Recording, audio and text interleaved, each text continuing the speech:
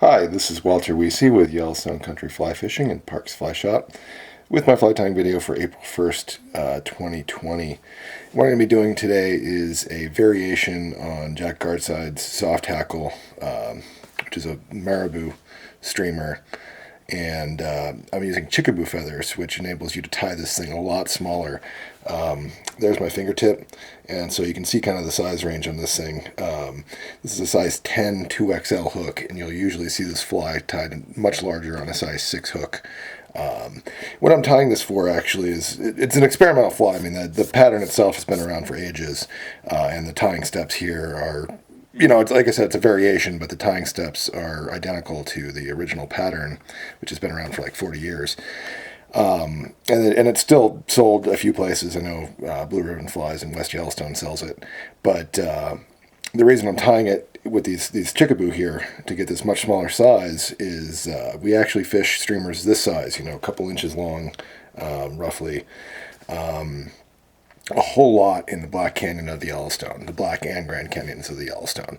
And what we're usually doing is running a big woolly bugger with a cone head or something similar to that, maybe a Sculpzilla, single hook, because you have to use a single hook streamer in Yellowstone Park, although, you can use an articulated fly as long as you cut off one of those points and there's no lead. So something like a Sculpzilla maybe, but more commonly a big woolly bugger, maybe some kind of really heavy sculpin pattern. And then we fish something small behind it. I use a lot of, size 10, 12 woolly bugger with kind of a neutral coloration, tan, brown, olive, kind of like this. Usually a lot of speckling. Usually that tan, brown, olive kind of color range, though. I'll use some traditional patterns like small muddler minnows or even hornbergs, the eastern pattern. And I suspect this fly will work really well for that, and so I'm going to tie a few of these and try them out. But I want something small and unweighted because it's all about that sort of dancing action behind the big fly. You fish a big fly and then 18-inch drop or this behind it. And our kind of hypothesis is that that big fly serves as an attractor. Fish chase that and then see the little unobtrusive kind of neutral color thing behind it, and then that's what they actually eat. I've said this, I think I said it on the website rather than in any of these videos, but the reaction to really big streamers is most definitely underway. In other words, your really big fish, your 20-inch plus browns, are probably going to eat the articulated stuff that everybody's throwing right now. But if you're looking for numbers of kind of that 14 to 18, maybe even 20-inch fish, we're definitely catching more on, these much, much smaller flies now. And I think it's simply a function of everybody's throwing big stuff, and so the fish are getting shy towards it. The last 2-3 seasons, I've caught many, many more fish on size 8, 10, 12 even streamers than I have on the really big stuff. And so I'm looking forward to trying these, not just in the canyon on the Yellowstone, but also other places. I think this might even work well fished. We actually fish unweighted streamers like this as droppers behind nymphs, if you believe it. We fish a big stonefly nymph and then a really small streamer behind it as a dropper. And the key thing with this fly, and this is why it would play well, if you're fishing it behind something heavy but not really giving a whole lot of action on its own, is you see that movement. Now imagine that's currents doing that. So if you're stripping it, on each strip it's going to tighten up and it's going to compress really badly. But if you're just letting it kind of dance in the currents, it's going to move a whole lot. Started here. Now my hook is, like I said, a size 10 2XL hook, so quite small for a streamer. My thread is going to be 6/0 black, and mostly chose black simply because it is a little bit more traditional to use black thread. Now I started my thread there, and I need to hunt up my scissors here, which are hiding behind the camera. And I'm going to wrap that thread back just a little bit past the hook point. I'm not going all the way down here.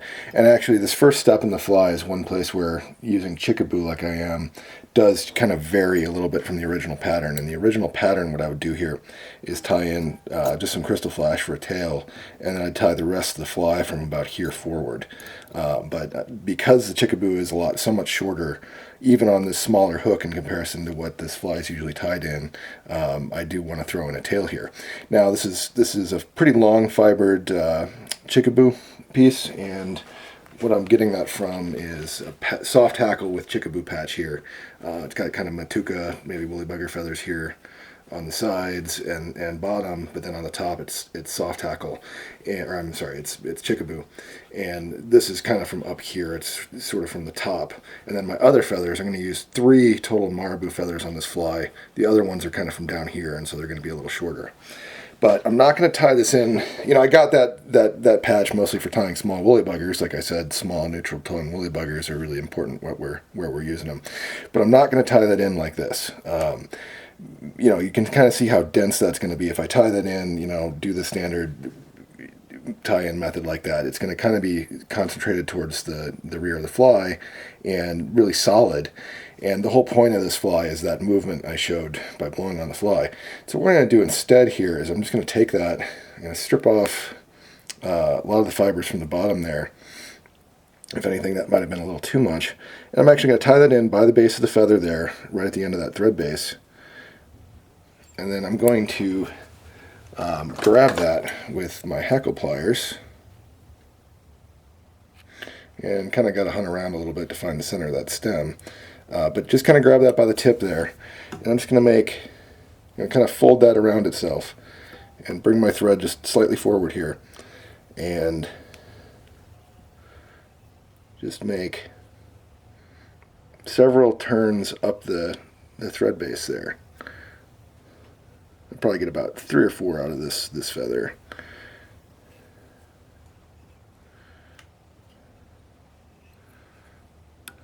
Now, in terms of, you know, that's going to take up quite a bit more space on the hook than if I had tied it in as a standard, you know, woolly bugger style tail. But compare the motion there. You notice how much more volume that same feather is taking up, and again, that's going to move better. So then my flash on this fly is going to be root beer crystal flash. I'm going to grab 2 strands of that,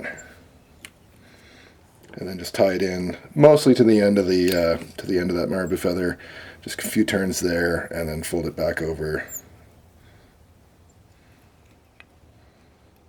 and then wrap back. You know, I might not even go all the way down to where I tied in that feather again. I don't want to bind anything down too much here. That's a little too long. Now, and that basically is the tying procedure on this fly.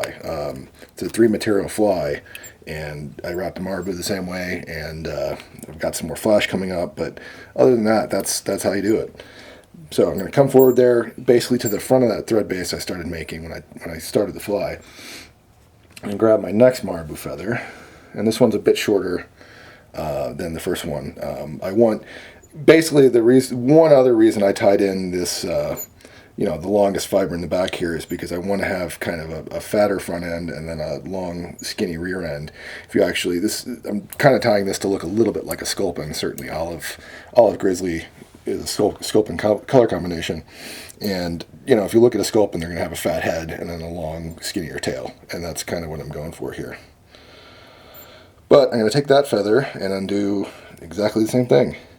The one exception being that on this one, I'm not going to wrap it in those touching turns. I'm going to give it a little bit more space. And same thing here. I'm going to come in with my plunger style hackle pliers, as Tim Flegler says. And then, oops. And it is kind of, you will wind up breaking off feathers on this, or feather fibers on this thing, because you know, each one of those marabou fibers is quite fragile. And you can see here I'm kind of wrapping that forward, not quite touching turns, and again about 3 turns usually is what you'll get out of a feather. Damn it.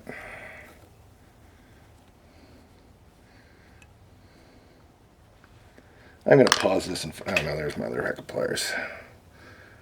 If anyone knows of a hackle pliers that isn't trash, I'd like to know about it, because I have never found a hackle pliers that doesn't consistently break feathers. Anyway, repeating myself there, I'm going to make 3 turns of that material and then get it here tie that off. Now, if you were paying attention in the back end there, when I tied in that rear feather, I wound up wrapping back over it a little bit. And that was to give it a little bit of the kind of, long look of a woolly bugger style tail without binding it down completely. This one, I really am not going to do that. I'm just going to, right where I tied in that feather, I'm going to tie in the last one. And that's because I really want this to stay essentially vertically oriented. You can kind of even see that just looking at it, how that, except for that first turn where the stem was really thick, that's sticking up more or less straight from the hook shank right here, whereas the stuff in back is kind of more oriented out the back. And then this is going to be my last marabou plume. And the original pattern really only calls for one marabou plume, but that's also using full-size turkey marabou, where you get more turns out of each feather, and it's, it's probably denser, and it's certainly much longer. On a Chickabou, which would be very similar to this, very popular steelhead pattern, salmon pattern, especially back in the 80s and 90s, you'd usually use 2 or 3, like I'm doing here. But anyway, I'm going to come in and, again, get that by the tip. Hopefully this one won't break. And again, there's kind of 1 turn. There's 2 turns. And then there's 3 turns, and I think I can get 1 more out of that. And again, I'm trying not to bind that material down too much here.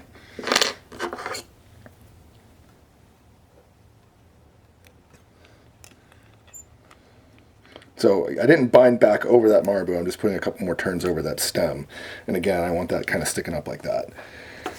Now I got some more flash here. Again, that root beer crystal flash. I'm going to come in, and I want this a lot shorter than the stuff in the back. I don't want it going all the way to the back, and so I'm going to come in and tie that down so it's essentially as long as that marabou is, the front section of the marabou, or chickabou, I should say.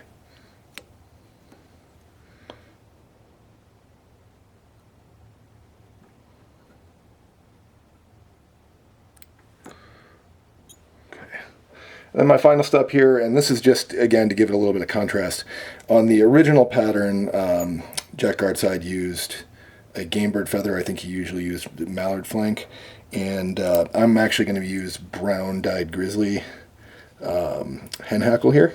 But just, just some kind of a soft hackle color, just to give it a little bit of contrast and maybe a little bit more motion there at the front of the fly. And I tied that in by the butt end there, and then I'm going to fold that feather just like I did the marabou.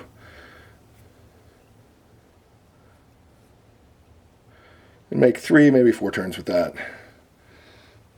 And that's going to push a little more water. It's not going to move as much as the marabou does, but it's going to hold its shape a little more. And again, kind of going with the sculpin sort of coloration here, olive, brown, tan, that sort of area. That's, for this purpose, that's what colors I'm going to tie this in. And you can certainly mix it up. You could combine colors. If yellow and brown, you'll see the plat color combination quite a bit with this fly, particularly in those large sizes. But anyway, I'm going to go ahead and whip finish. Give that a haircut. And now, on the sample fly, I had actually used marabou that was a little too long for the front sections here, and so I broke off some of those strands. On this one, I did do a better job of picking out my feathers to get the right barb length to start with, and so I'm not going to break those off. But you always can, just use your thumb and index finger to break off some of those fibers. Don't cut it, but you can break it if need be. But again, there's the kind of action that fly is going to have in the water. So that's all about that fine motion. As always, thanks for watching, and make sure to click subscribe below to keep seeing my videos, and feel free to leave any questions, comments below. And thanks to those of you who watched my appeal last week. This is obviously being filmed during the coronavirus pandemic, and as a fishing outfitter, make virtually all my money guiding. This is going to be hard times, just like it is for a lot of people. Some folks have bought my books in the past week. I appreciate that. I'll put the links in below again. If you're watching this video and you aren't familiar, I do have 3 fly fishing books. two of which are available on Amazon, and I'll put those links in. And for those of you who are able to travel this year, I would certainly appreciate people booking trips, because I'm going to be hopefully busy, once this starts winding down, July, August, September, October. But that's, at most 2/3 of my season. And so, I want to be booked up every day, and I'd love to book them directly rather than going through shops or outfitters other than myself. So if you're interested in fishing in the Yellowstone area, get in touch. As always, thanks for watching.